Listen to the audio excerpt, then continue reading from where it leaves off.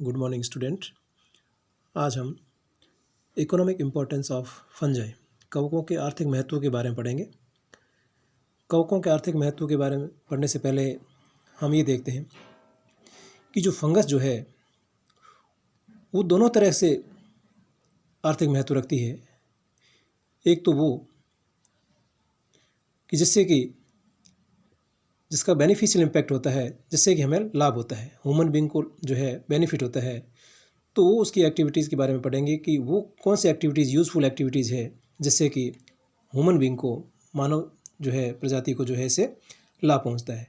वहीं दूसरी ओर जो है कवक चूँकि परजीवी और मृतोपजीवी के रूप में रहते हैं, तो इससे जो है कई जो है नुकसान भी होते हैं और कई प्रकार के जो है मानव रोग और पादप रोग दोनों ही तरह के जो है इससे होते हैं। तो इसको हम जो है दो पार्ट में डिवाइड करते हैं इकोनॉमिक इम्पोर्टेंस को, यूज़फुल एक्टिविटीज़ या बेनिफिशियल इम्पैक्ट और हार्मफुल इम्पैक्ट। तो आज हम जो है देखते हैं इसके यूज़फुल इम्पैक्ट क्या है, बेनिफिशियल इम्पैक्ट क्या क्या है। तो सबसे पहले हम देखते हैं फंजाई एज फूड, कि भोजन के रूप में, आहार के रूप में फंजाई जो है किस तरह से कवक जो है हमारे काम आते हैं। अपन देखते हैं कि जो मशरूम जो होते हैं, मोरेल्स जो होते हैं, उनमें जो फ्रूटिफिकेशन पाया जाता है, जो फ्रूटिंग बॉडी पाई जाती है, फ्रूटिंग बॉडी, फलन पिंड जो पाए जाते हैं, फलन काय जो होते हैं मशरूम और मोरेल्स, ये जो है अपने आप में जो है खाद्य कवक के रूप में जाने जाते हैं, एडिबल फंगस के रूप में जाने जाते हैं, जिसका उपयोग जो है भोजन के रूप में करते हैं। और वो कौन कौन से जो है फंगस हम यूज़ करते हैं, एगेरिकस कैम्पेस्ट्रिस, आर्मिलेरिया मीलिया, प्लूटियस सेपिडस, मोरकेला एस्कुलेंटा। इसके अलावा और भी कई स्पीसीज़ होती है, ऑरिकोलेरिया स्पीसीज़ होती है, वोल्वेरिएला स्पीसीज़ होती है। इस तरह से जो है और भी कई स्पीसीज़ होती है जिसकी फ्रूटिंग बॉडी, फलन पिंड जो है भोजन के रूप में काम में लिए जाते हैं। तो इस तरह से जो है, और ये फ्रूटिफिकेशन जो कि फूड के रूप में यूज़ किए जाते हैं, उसमें क्या होता है कि 21 to 30% इसके अंदर प्रोटीन पाया जाता है। प्रोटीन जो है अप टू 30%, 30% तक जो है इसके अंदर प्रोटीन पाया जाता है। लाइसिन एमिनो एसिड इसमें बहुत ही ज़्यादा मात्रा में पाया जाता है। 550 मिलीग्राम पर ग्राम में जो है ये एमिनो एसिड पाया जाता है। इसके अलावा इसके अंदर विटामिन्स बी, सी, के और डी भी पाए जाते हैं। फॉलिक एसिड, आयरन पाए जाते हैं इसके अंदर। और ये जो है कार्बोहाइड्रेट इसके अंदर भी काफ़ी मात्रा में पाया जाता है। तो इस तरह से अगर इसके न्यूट्रिटिव कंटेंट्स को देखें तो मशरूम और ये जो फ्रूटिंग बॉडीज होती है मोरेल्स और मशरूम की, अपने आप में एक संपूर्ण आहार, एक कंप्लीट फूड के रूप में जाने जाते हैं और कंप्लीट फूड के रूप में ये जाने जाते हैं। और ख़ास तौर से जो है ये डायबिटिक पेशेंट होते हैं और जो हार्ट पेशेंट होते हैं, उनके लिए तो ये बहुत ही महत्वपूर्ण और इम्पोर्टेंट डाइट मानी जाती है। तो डायबिटिक पेशेंट और हार्ट पेशेंट के रूप में। उसके बाद फूड यीस्ट की बात करें, यीस्ट जो है सैकेरोमाइसिस फंगस जो है, यूनिसेलुलर फंगस, वो जो है विटामिन बी कॉम्प्लेक्स का एक महत्वपूर्ण स्रोत होता है, विटामिन बी कॉम्प्लेक्स। इसके अलावा इसमें जो है riboflavin, thiamines, nicotinic acids, pantothenic acids और biotin. Thiamine, riboflavin, nicotinic acid, pantothenic acids and biotin, ये सारे के सारे जो है विटामिन्स का जो है इम्पोर्टेंट सोर्स जो है वो यीस्ट होता है, सैकेरोमाइसिस सर्विसाई। तो इस तरह से फूड यीस्ट के रूप में भी जो है फंगस का उपयोग किया जाता है। उसके बाद फूड के बाद हम देखते हैं कि फंगस का जो है मेडिसिनल वैल्यूज़ इसकी क्या क्या होती है। सबसे पहले हम देखते हैं अर्गट। फंगस से हम जो है अर्गट हम प्राप्त करते हैं और यह अर्गट जो है क्लेविसेप्स परपुरिया ये एस्कोमाइसिडिस क्लास का मेंबर है। और इससे जो है, इसमें जो है स्क्लेरोशिया पाई जाती है। क्या पाई जाती है? इसके अंदर स्क्लेरोशिया पाई जाती है। स्क्लेरोशिया इस तरह से जो है एक मॉडिफाइड स्ट्रक्चर है क्लेविसेप्स की, और ये इसको एडवर्स कंडीशन के अंदर इसको सर्वाइव बनाए रखती है क्लेविसेप्स को। इस स्क्लेरोशिया के द्वारा एल्कलॉइड्स जो है प्राप्त करते हैं हम, और ये एल्कलॉइड जो है किस में काम आते हैं मेडिसिनल वैल्यू से, मेडिसिनल पॉइंट ऑफ व्यू से ये जो है एबॉर्शन, रिकवरिंग मेंस्ट्रुएशन इरेगुलरिटीज़ और bleeding control at the time of delivery, प्रसव के समय जो है रक्तस्राव को रोकने में काम आता है। एबॉर्शन और इसके अलावा जो है मेंस्ट्रुएशन इरेगुलरिटीज़ है उसमें जो है ये एल्कलॉइड्स अर्गट काम आता है। तो इस तरह से ये क्लेविसेप्स परपुरिया द्वारा हम अर्गट प्राप्त करते हैं। उसके बाद हम देखते हैं ई एफेड्रिन ये जो है यीस्ट से प्राप्त करते हैं, सैकेरोमाइसिस सर्विसाई से प्राप्त करते हैं और ये जो है हम बेंजल्डिहाइड द्वारा सिंथेसाइज्ड करते हैं और इसमें यीस्ट की क्रिया होती है और यीस्ट की क्रिया के द्वारा हम बेंजल्डिहाइड द्वारा इसको संश्लेषित करते हैं। और इस ई एफेड्रिन का उपयोग जो हम अस्थमा, जो दमा रोग होता है, इसके अलावा जो नोजल ट्रबल्स होती है और नाक से संबंधित जो परेशानियाँ होती है उसमें जो है हम इसको यूज़ करते हैं। अस्थमा में और नाक से संबंधित जो भी परेशानियाँ होती है उस परेशानियों में जो है हम ई एफेड्रिन यूज़ करते हैं और ये एफेड्रिन जो है यीस्ट की एक्टिविटीज़ के द्वारा हम प्राप्त कर सकते हैं। इसके बाद स्टीरॉइड्स जो है जैसे कि कार्टिसोन एक स्टीरॉइड है और ये स्टीरॉइड हम फंगस से प्राप्त करते हैं। किससे? एस्परजिलस नाइगर और राइजोपस निग्रिकेंस।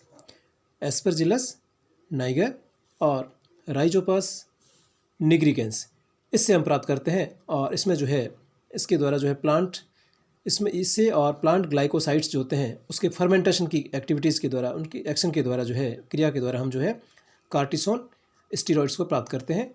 और ये क्या काम करता है? ये जो गठिया होता है र्यूमेटिक आर्थराइटिस उसमें और एलर्जी में जो है ये काम आता है स्टीरॉइड्स। उसके बाद फंगस से हम जो है एंटीबायोटिक ये भी हम प्राप्त करते हैं, प्रतिजैविक पदार्थ प्राप्त करते हैं। एंटीबायोटिक क्या होते हैं? एक तरह से मेटाबॉलिक सब्सटेंस होते हैं, उपापचय पदार्थ होते हैं और ये हम जो माइक्रो ऑर्गेनिज्म प्राप्त करते हैं और इसका उपयोग जो है किसी दूसरे माइक्रो ऑर्गेनिज्म पर किया जाता है, उसकी ग्रोथ को रोकने के लिए किया जाता है और जिस पर हम यूज़ करते हैं उसको इम्यूनिटी प्रोवाइड करने के लिए। तो इस तरह से metabolic substances produced by some living organism और microorganism and injuries to other organism, जो दूसरे जीवों पर हानिकारक होते हैं, दूसरे जीवों को किल करते हैं। तो ये इस तरह से हम कई एंटीबायोटिक भी जो है फंगस से हम प्राप्त करते हैं। अब कौन कौन से antibiotic? Penicillin first antibiotic Penicillium notatum से प्राप्त होता है। अलेक्जेंडर फ्लेमिंग ने इसको जो है खोज की थी, पेनिसिलियम नोटेटम से, और ये जो है ग्राम पॉजिटिव बैक्टीरिया पर एक्शन या क्रिया करता है, ग्राम पॉजिटिव बैक्टीरिया पर। इसके अलावा प्रोलीफेरिन एस्परजिलस प्रोलीफेरेंस से प्राप्त करते हैं, ट्यूबरकुलोसिस पर एक्शन करता है, ट्यूबरकुलोसिस पर जो टीबी रोग फैलाता है उसके ऊपर। एल सार्सिन जो है एस्परजिलस जाइजेंसियस से हम प्राप्त करते हैं और यह जो है ट्यूमर पर जो है अटैक करता है, ट्यूमर को कंट्रोल करता है। एल सार्सिन जो है ट्यूमर को कंट्रोल करता है। उसके बाद हम देखते हैं अस्टिलेजिक एसिड जो है अस्टिलगो मेडिस इस फंगस से प्राप्त करते हैं। अस्टिलगो जो है बेसिडियोमाइसिस क्लास का मेंबर है और ये जो है किसी दूसरी फंजाई पर एक्शन करता है।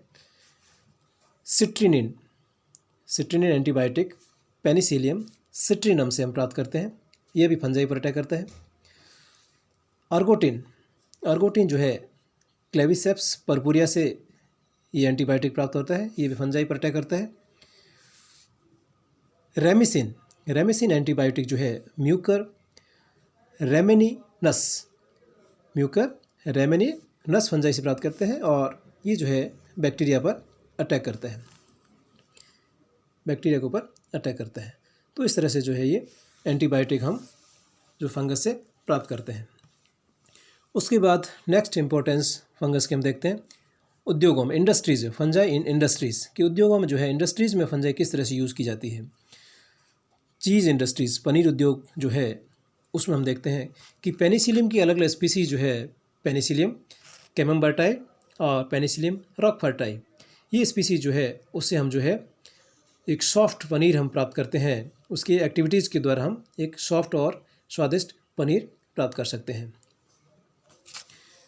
बेकिंग इंडस्ट्रीज़, बेकिंग इंडस्ट्रीज़ जो है उसमें यीस्ट, सैक्रोमाइसिस सर्विसाई यूज़ होता है और ये जो है शुगर और कार्बोहाइड्रेट को जो है अल्कोहल और CO2 में कन्वर्ट कर देता है। अल्कोहल और CO2 में कन्वर्ट कर देता है। CO2 गैस यहाँ से रिलीज होती है यीस्ट की फर्मेंटेशन एक्टिविटीज़ के द्वारा, किण्वन क्रिया द्वारा, और ये जो CO2 यहाँ से रिलीज होगी उस CO2 को जो है बेकिंग प्रोडक्ट बनाने में जो है यूज़ किया जाता है। अब जो है देखते हैं अल्कोहल इंडस्ट्रीज़। अल्कोहल इंडस्ट्रीज, इसमें भी जो यीस्ट और राइजोपस ओराइजी फंगस यूज़ की जाती है। और इसके अलावा इंडस्ट्रीज़ में जो है ऑर्गेनिक एसिड जो है उनके प्रोडक्शन में भी जो है फंजाई यूज़ होती है। किस तरह से?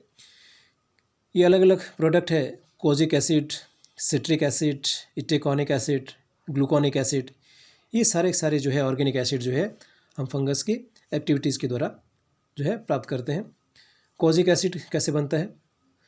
एस्परजिलस और शुगर की एक्टिविटीज़ के द्वारा, फर्मेंटेशन की एक्टिविटीज़ के द्वारा कोजिक एसिड बनता है। और सिट्रिक एसिड ये जो है पेनिसिलियम एंड एस्परजिलस की एक्टिविटी के द्वारा बनता है। ये जो शुगर के साथ में जो है इसकी फर्मेंटेशन एक्टिविटीज़ होती है और सिट्रिक एसिड बनता है। इसी तरह से इटेकोनिक एसिड जो है एस्परजिलस इटेकोनिकम और शुगर, इनकी जो है फर्मेंटेशन एक्टिविटीज़ के द्वारा इटेकोनिक एसिड बनता है। और ग्लूकोनिक एसिड जो है ग्लूकोनिक एसिड जो है पेनिसिलियम की जो क्राइसोजिनम स्पीसीज़ है उस स्पीसीज़ और जो है कार्बोहाइड्रेट शुगर के फर्मेंटेशन एक्टिविटीज़ के द्वारा ग्लूकोनिक एसिड बनता है। तो इस तरह से जो है कार्बनिक अम्ल जो है ऑर्गेनिक एसिड जो है उनके प्रोडक्शन में भी जो है फंगस जो है बहुत ही इम्पोर्टेंट रोल प्ले करती है। इसके अलावा फंजाई जो है एंजाइम के रूप में भी काम आती है। कैसे? कि इन्वर्टेज एंजाइम सैक्रोमाइसिस सर्विसाई और इसकी एक्शन के द्वारा जो है शुगर को ग्लूकोज और फ्रुक्टोज में कन्वर्ट किया जाता है और इस एक्शन द्वारा जो है इन्वर्टेज एंजाइम जो है यहाँ पर इसकी एक्टिविटीज होती है। इन्वर्टेज एंजाइम हमें प्राप्त होता है। जाइमेज एंजाइम शुगर पर जो है यीस्ट की एक्टिविटीज़ के द्वारा अल्कोहल बनता है, उसी दौरान जाइमेज एंजाइम का जो है इस तरह से हमें प्रोडक्शन होता है। इसी तरह से एमाइलेज एंजाइम जो है वो एस्परजिलस ओराइजी और एस्परजिलस नाइगर की एक्टिविटीज़ के द्वारा एमाइलेज एंजाइम वो जो हमें प्राप्त होता है। तो ये इस तरह से जो है ये एंजाइम के रूप में भी जो है फंगस काम आती है। इसके बाद हम देखते हैं कि कृषि क्षेत्र में, एग्रीकल्चर में जो है कवकों का क्या रोल है। सबसे पहले देखते हैं अपमार्जक के रूप में, स्क्वेंजर्स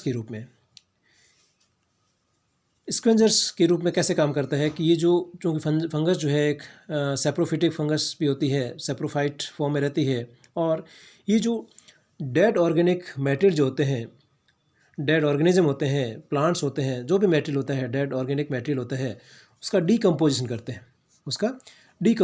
हैं और ये एंजाइम सीक्रेट करते हैं।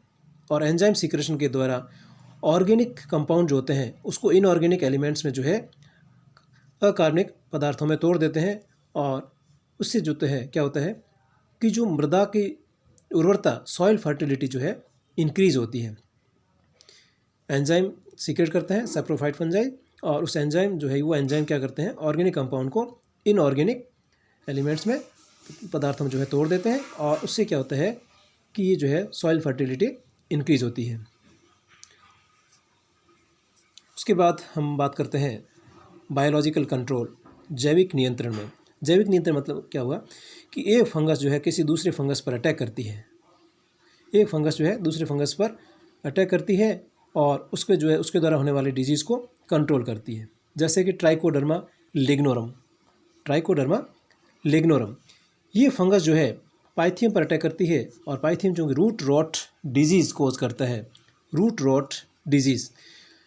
तो रूट रॉट डिजीज़ कोज करने वाले पाइथियम पर जो है ये ट्राइकोडर्मा लिग्नोरम अटैक करती है, उसकी जो है ग्रोथ को रोक देती है। तो एक तरह से एक ऑर्गेनिज्म के द्वारा दूसरे ऑर्गेनिज्म की ग्रोथ को रोकना, ये जो है बायोलॉजिकल कंट्रोल कहलाता है। इसी तरह से जो है पेनिसिलियम वर्मिकुलेटम जो है ये राइजोक्टेनिया जो सोलेनाई है, राइजोक्टोनिया सोलेनाई, उसकी ग्रोथ को रोकते हैं।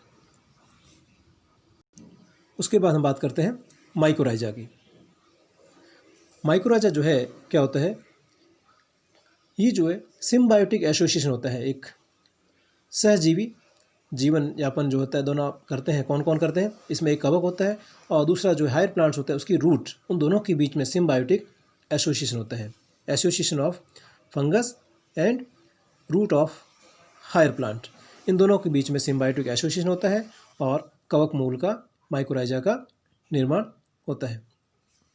और इसमें कौन कौन सी फंगस यूज होती है, राइजोक्टेनिया, फोमा, बॉलिटस, ट्राइकोलिमा, ये जो है ये फंगस जो है इसमें यूज होती है माइकोराइजा में। तो इस तरह से जो है ये माइकोराइजा, और इस माइकोराइजा का बेनिफिट क्या है कि चूँकि सिम्बायोटिक एसोसिएशन है तो ये जो इसमें फंगस जो है प्लांट से न्यूट्रिशन प्राप्त करती है और उसके बदले में फंगस जो है इसको जो है मिनरल्स प्रोवाइड करती है सॉइल से।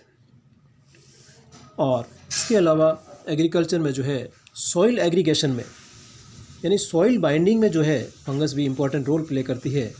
और ये चूँकि इसमें जो है ये म्यूकस सीक्रेट करती है और म्यूकस जो है सॉइल बाइंडर के रूप में काम करती है। और सॉइल बाइंडर के रूप में जो है एस्परजिलस, पेनिसिलियम, क्लेडोस्पोरियम और राइजोपस, ये फंगस जो है सॉइल एग्रीगेशन में अपना रोल प्ले करती है। तो इस तरह से जो है सॉइल बाइंडर के रूप में ये इम्पोर्टेंट होती है। इसके अलावा एक इम्पोर्टेंट फंक्शन जो है फंगस का, या फिर कह सकते हैं कि इकोनॉमिक इम्पोर्टेंस, वो ये है कि टेस्ट ऑर्गेनिज्म के रूप में भी फंजाई यूज़ होती है। टेस्ट ऑर्गेनिज्म के रूप में कैसे कि न्यूरोस्पिरा क्रेशा, ये फंजाई जो है विटामिन डी के निर्धारण में जो है किसी सैंपल में से विटामिन बी है या नहीं है उसको डिटरमाइन करने में न्यूरोस्पिरा क्रेशा जो है काम आती है। इसके अलावा हम जानते हैं कि न्यूरोस्पिरा क्रेशा जो है जेनेटिक्स में भी जो है काम आती है, जेनेटिक्स में और रिसर्च में। इस तरह से जो है जेनेटिकल रिसर्च में भी जो है न्यूरोस्पिरा क्रेशा का यूज़ किया जाता है। इसके अलावा एस्परजिलस नाइगर क्या करता है, जिंक, निकल, कॉपर आदि के डिटर्मिनेशन से किसी सैंपल में से कॉपर, निकल और जिंक अगर वो उसको जो है सैंपल में से डिटरमाइन करना हो तो फिर जो है एस्परजिलस नाइगर का उपयोग किया जाता है।